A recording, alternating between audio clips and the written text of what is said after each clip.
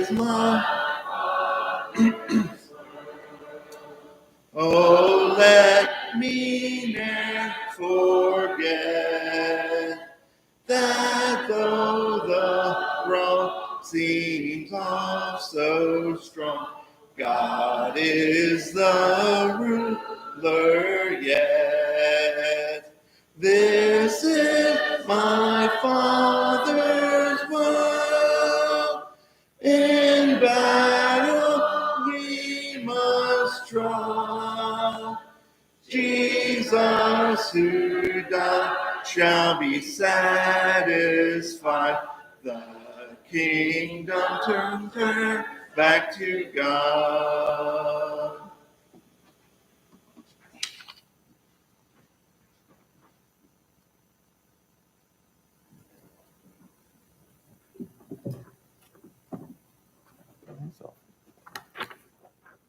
We're going to be continuing in our study from the Kings tonight. We're going to go to Uzziah's great-grandson, Hezekiah. Kind of skipping over a few stinkers, really. And we're going to be looking at Hezekiah. So we'll be in 2 Kings 18 and 19. We'll also be looking at the Chronicles account, which brings up some other details. One thing we're going to see is how Hezekiah destroyed Nehushtan. Now, can you remember Nehushtan? It's had a name that rings a bell. It's an interesting story behind Nehushtan. First of all, to lay a little bit of the groundwork for that story, hold your place where you're at and go back to Numbers 21. 700 years we're rewinding for a little bit of background to this story. 700 years in the making. We're going back to Moses, people of Israel, and they're wandering. They got themselves in trouble. They began to complain in Numbers 21 and verse 5. Why have you brought us out of Egypt to die in the wilderness? Remember, they said those kinds of things. There's no food and water. We loathe this worthless food. They're talking about God's manna. God was angry about this, so he sent fiery serpents out to bite the people. And a bunch of them died. They confessed to Moses. They said, please help us. We're sorry. God gave Moses instructions. Verse 8 of Numbers 21. The Lord said to Moses, make a fiery serpent, set it on a pole, and everyone who's been bitten when he sees it shall live. So Moses made a bronze serpent and set it on a pole, and if a serpent bit anyone, he would look at the bronze serpent and live. Interesting story. You recall that one. I suppose that's the origin of the little doctor symbol with the snake on a pole. I'm not 100% sure. I think there was a Greek thing that went similar to that. But anyway, you got these bronze serpent on a pole, and when people get bit, they look at that and they get healed, and the story moves on. And so we forget all about that bronze snake, Nehushtan. That's the name they gave it. And we find that snake pops up in the story 700 years later during the reign of Hezekiah. Let's go back now to 2 Kings. So, Hezekiah, as I said, great-grandson of Uzziah. Uzziah was a kind of so-so king, you recall. He wasn't terrible, but he ended up, pride got the better of him. Well, his son was a lot like him. And then he had his grandson, and his grandson was horrible. His grandson's Ahaz. In chapter 16, notice this description of Ahaz's reign in verse 2. Ahaz was 20 years old and began to reign. He reigned 16 years in Jerusalem. He did not do what was right in the eyes of the Lord his God, as his father David had done, but he walked in the way of the kings of Israel. He even burned his son as an offering, according to the despicable practices of the nations whom the Lord drove out before the people of Israel. He sacrificed and made offerings on the high places and on the hills and under every green tree. So it sounds like his son Hezekiah was lucky to be alive, because at least one of his sons he offered at this terrible thing, this as a burnt offering to an idol. And so Ahaz was one of those terrible, wicked, awful kings. But Hezekiah, his mother's name was Abi, and she was the daughter of Zechariah, who was a prophet. And she apparently was a good influence on him, because Hezekiah, when he comes along, was a good king. He was determined to follow God and not the example of his father. And at the young age of 25, he immediately goes to work making reforms and repairs to the land. So the first thing he did was he got rid of all these idols, starting in chapter 2 Kings 18, back to where we started a moment ago. In verse 3, we're told about him that he did what was right in the eyes of the Lord, according to all that David, his father, had done. So not like his dad who did not do that. He does the right thing. He removed the high places, broke down the pillars, cut down the Asherah. The pillars, the high places, and Asherah, these were the gods of the Canaanites. And notice what it says next. And he broke in pieces the bronze serpent that Moses had made, for until those days, the people of Israel had made offerings to it. It was called Nehushtan. Can you believe this? First of all, they kept that bronze snake all those years. Then, somehow that bronze snake went from a symbol of healing that God gave them.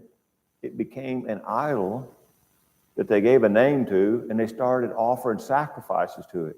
So along comes Hezekiah, 700 years later, if we got the timeline right, and he's cleaning house, and he's taking care of all these idols, and he also sees that bronze serpent, and he knew that people have been worshiping. He takes that thing and destroys it. That must have been,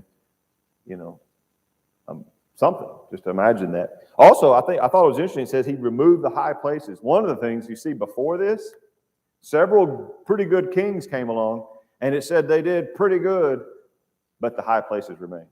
Hezekiah is really, I think, the first one to actually do something about those high places, where a lot of times there's like an asterisk, like he was a good king, he followed the Lord, he did those good things, but the high places remain. But here we come, Hezekiah comes along, and he actually does something about the high places, which apparently on hilltops and stuff, they had little places where they would offer sacrifice.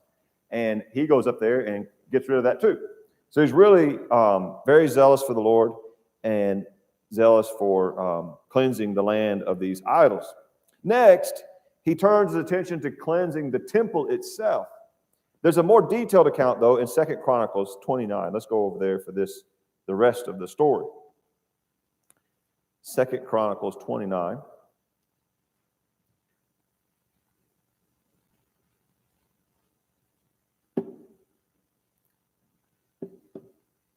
In verse 3, in the first year of his reign, in the first month, he opened the doors of the house of the Lord and repaired them. Can you believe this? Here comes a king of Judah, not Israel to the north, but Judah. And one of the things he has to do is go get the doors to open. Because why? Look what it says, verse 6. He says, for our fathers have been unfaithful and have done what was evil in the sight of the Lord our God. They have forsaken him and have turned away their faces from the habitation of the Lord and turned their backs. They also shut the doors of the vestibule and put out the lamps and have not burned incense or burned offerings in the holy place of the God of Israel. So not only during Ahaz's reign and those before him, had they been worshiping these false gods, even the golden serpent or bronze serpent, they've been doing all that stuff. They actually had shut out the lights and closed the door on the temple. Can you believe that? Like it wasn't even being used. Like it was boarded up, kind of. You drive by these places, it's like some rundown place where the shop is closed or the factory's shut down and it's just kind of boarded up and nobody goes there anymore. It's just abandoned. The temple of the Lord.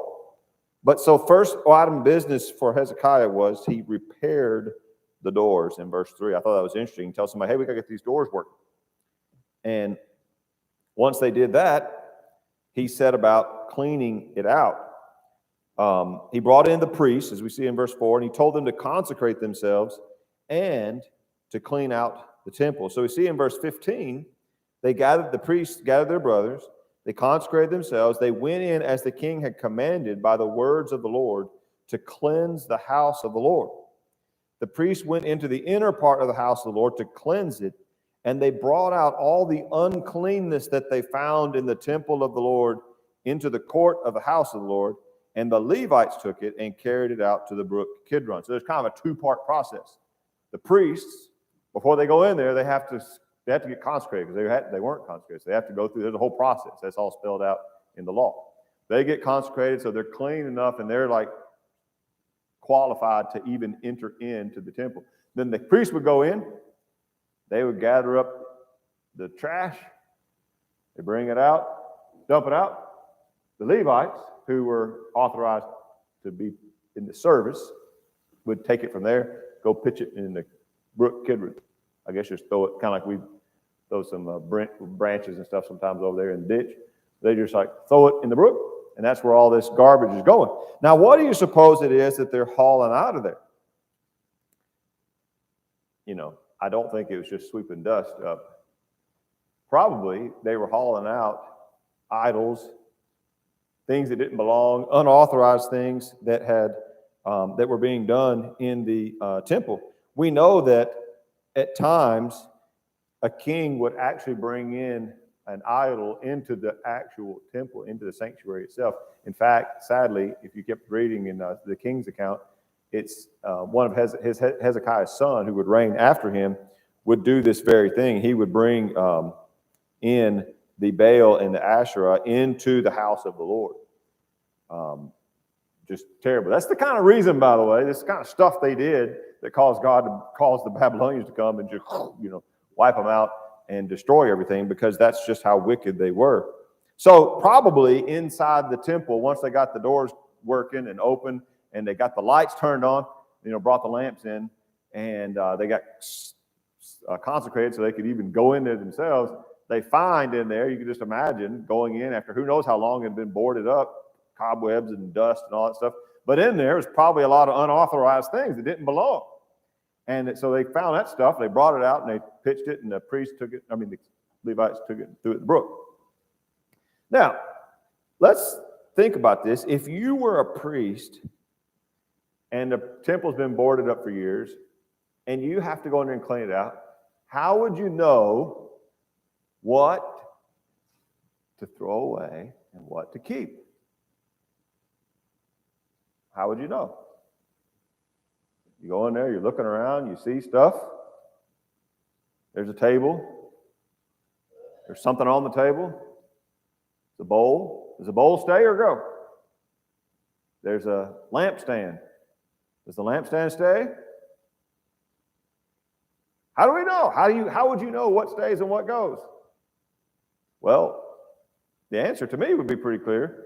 You'd have to go back and look at the law, because in the law, it had been spelled out exactly what was supposed to be in the temple and where it was supposed to be and what it was for, right? There was a table of showbread. There was a lampstand that went in there. There was an altar for offering incense. There was the most holy place and a curtain that separated that, and the Ark of the Covenant, all this, but there was stuff that was supposed to be there. And I would suggest that if you looked around and saw something else and it wasn't on the list of the things, that's something you pitch in the creek, wouldn't you think? Like, hey, what's that thing? There's some kind of figurine over here. It looks like a bull. Did Moses say anything about a bull in the nope, no bull. Well, haul that thing out of here. What's that over there? There's something else. It looks like some kind of pole. And I don't know. It's like a thing. I don't know. Get that thing out of here. It's not. So it'd be pretty easy, wouldn't it? One way to clean house and to know what to throw away, what to keep, would be just to go back to the instructions and the law and find out what belongs and get rid of everything else. And of course, you can probably see where I'm going with this. That's the whole idea of restoration, in a way. And that's something that is incumbent on all of us, to have that same kind of a mindset and mentality when it comes to the Lord's service. That we can always be about the business of looking around and saying, hey, how did this get in here? What is this? This doesn't belong. This isn't part of what's authorized. Because we, like them, have a list of authorized things. And so everything else must go. All right. So finally, they get all the altars, the idols removed. They get everything kind of restored. Everything's set up. It's clean. We imagine, of course, they swept it out. They got the lamps on. They're consecrated. Now it's time to start the worship. And just picture this scene in your mind. It's a neat thing. Down in verse 25. He stationed the Levites in the house of the Lord with cymbals, harps, and liars, according to the commandment of David and of Gad the king's seer and Nathan the prophet, for the commandment was from the Lord and his prophets, through his prophets. The Levites stood with the instruments of David, the priests with the trumpets. Then Hezekiah commanded the burnt offering be offered on the altar. And when the burnt offering began, the song to the Lord began also, and the trumpets, accompanied by the instruments of David, the king of Israel. And the whole assembly worshiped, and the singers sang, and the trumpeters sounded. All this continued until the burnt offering was finished. When the burnt offering was finished, the king and all who were present with him bowed themselves and worshiped. And Hezekiah the king and the officials commanded the Levites to sing praises to the Lord with the words of David and with Asaph the seer. And they sang praises with gladness, and they bowed down and worshiped. Isn't that a beautiful scene? To just think, after who knows how long, of the place being just boarded up almost, the doors don't even work, can't even open the doors. Obviously, nobody's going in there. Nobody's lighting a lamp anymore. Now they've got it cleaned out. They got the doors working. The priests are consecrated. Somebody gets over there. They got everybody with their instruments ready. Somebody lights some fire, and they go over there and they light the altar, bring in the sacrifice. People start singing. The trumpets blowing. Everybody's worshiping. Everybody's have a glad heart. Everybody's thankful for what happened. The people rejoice. You can see that down in verses 35 and 36. In fact, verse 34 says the people brought so much stuff to offer, the priests couldn't keep up. They had so many sacrifices coming, they didn't have enough people to offer them. So they have to get their brothers, the Levites, to help them offer all. So the Lord's sacrifice and worship has been restored in a very, very, very bleak time in Judah's history here. We have a very bright spot. And this is sadly the story of Israel, that it was pretty much on a downhill trend most of the time, with just a few of these bright moments. And Hezekiah was responsible for one of those bright moments by taking these efforts to restore and to cleanse, to get rid of the idols, and to establish the true worship of God. Now, Hezekiah doesn't end up being a perfect man. He has his flaws, but we'll stop with this example today and see some lessons that we can learn from it. Let's go over to the New Testament, to Colossians 3.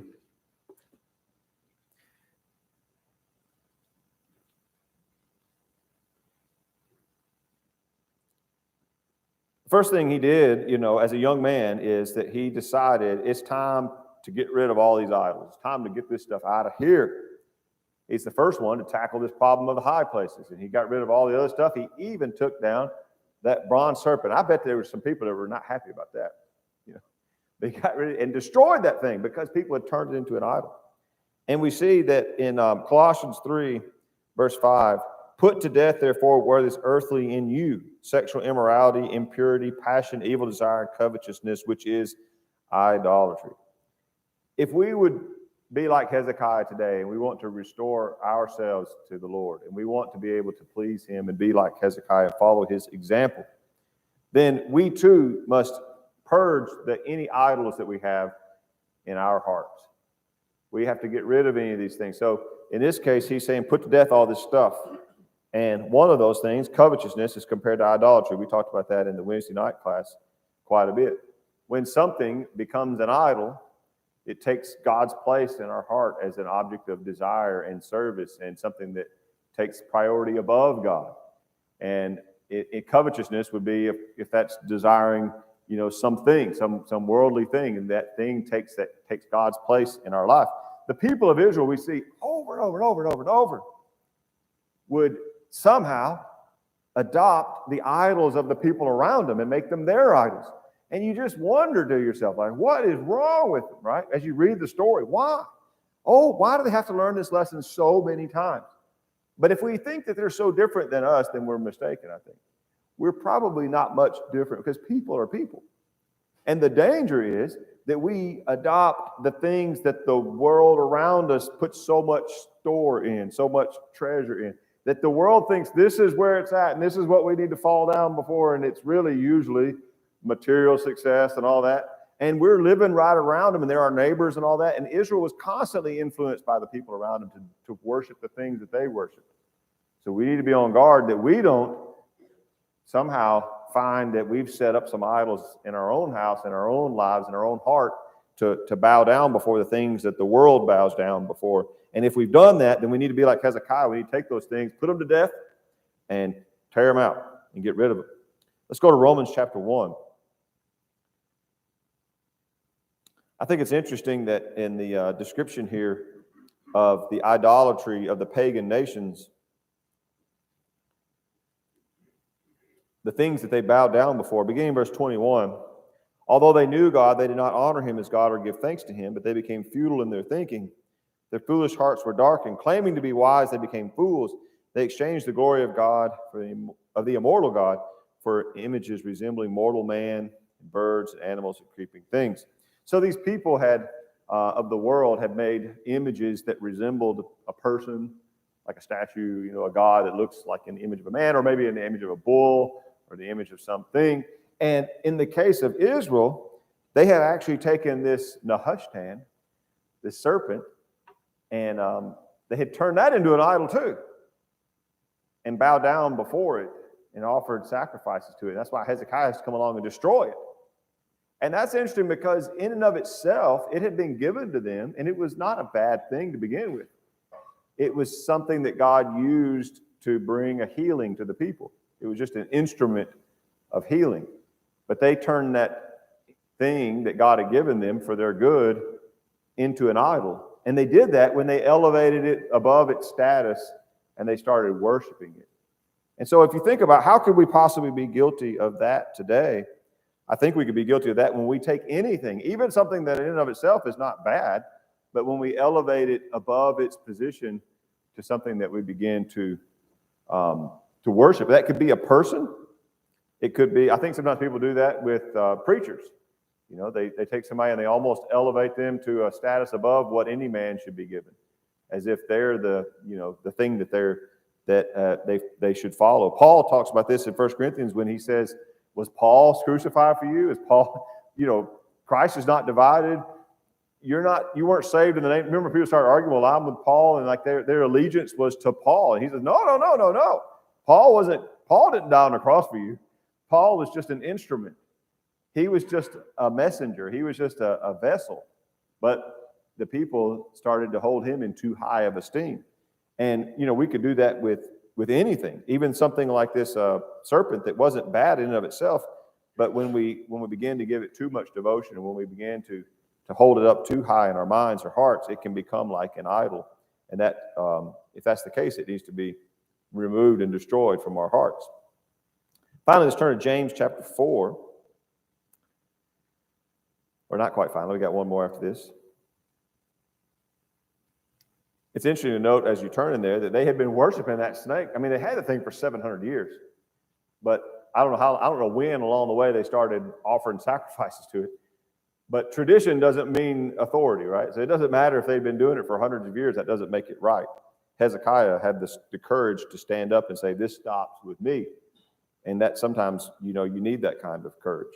In James 4, verse 8, it says, draw near to God and he will draw near to you. Cleanse your hands, you sinners, and purify your hearts, you double-minded. In our day, our hearts are the temple of God. Our bodies are a temple of God. And just like those priests went in there and they got rid of everything that didn't belong, and they threw it out, and then the Levites took it and threw it in the brook. We too, I think, need to take inventory. We need to examine ourselves and look in our hearts and look in our minds and look for what's there and see if it belongs. And if there's stuff in there that doesn't belong, and that happens over time. It's kind of like your garage. It starts out all nice and neat and organized, but over time it just collects things, right?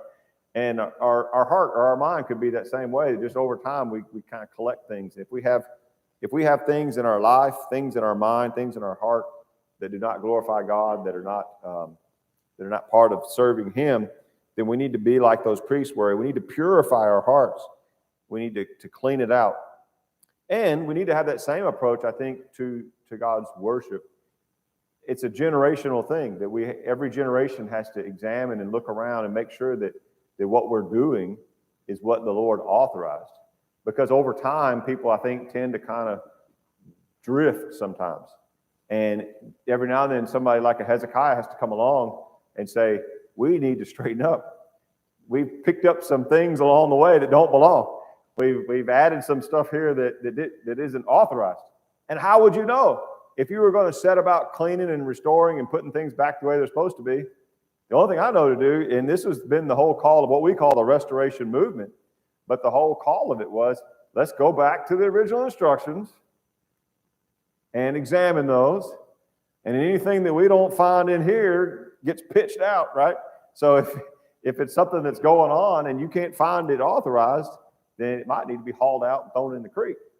And so that's something that we need to constantly be mindful of and examining ourselves, the worship that we do, the things that we teach, our practices and traditions. Everybody needs to look at those things and compare them with what the Lord has authorized. And if we find something that doesn't belong, the old preachers used to say all the time, and there's some, if you hear anything or see anything said or done here that, you'd be my friend to bring that to my attention. And that's, we probably don't say that as often as we should, but that's right. If you see something going on and you think, I don't know if that's really authorized. I don't know if we're supposed to be doing that. Don't be afraid to bring it up. If it is something that we've somehow picked up along the way that doesn't belong, then it needs to be pitched out. And that's what they did in Hezekiah's day. And that's really at the heart of restoration. And I think Hezekiah is one of the greatest examples of restoration that you have in the Bible. And then finally, let's conclude with Hebrews 13. That beautiful scene there, after they had finally cleansed the temple, after they had rid the land of the idols, and they had everything cleaned out, and they had consecrated themselves, it provided the right moment for God's worship to be reestablished, and they worshiped God, and it was such a beautiful scene. And we read here in Hebrews 13:15 that we should do that as well. Through him, then, let us continually offer up a sacrifice of praise to God, that is, the fruit of lips that acknowledge his name. You'll recall that scene when they finally had it all ready and everybody's standing around. They got their instruments. They've got everything ready. They're cleaned up. The temple's cleaned up. And then they lit the altar and they brought the sacrifice. They blew the trumpets. They started singing and praising God. And then they all rejoiced. And it's such a beautiful moment. And we can do that same thing. It starts with getting rid of the idols. We've got to repent. We've got to get our lives straightened up. If there's something there that doesn't belong, if we've started following after other things, we got to get rid of that. We got to clean out our hearts, clean out our temple, make sure that there isn't anything there that doesn't belong. If there's things like that in the hushtan that we've put too much emphasis on, or we've elevated too high of a platform in our minds, we need to get rid of that. Once we got all our priorities right and our mind clear, and we've got just God in his place, then we're ready to worship him and offer up this sacrifice of praise to God, the fruit of lips that acknowledge his name. So I think Hezekiah gives us a great example that we can follow even all these years later. The same work that he undertook as a young man is still relevant and still needed and still a call to arms for all of us today. If there's someone here this evening who needs to make something right in your life, and if we can help, please let us know as we stand and sing. Years have been in vanity and pride.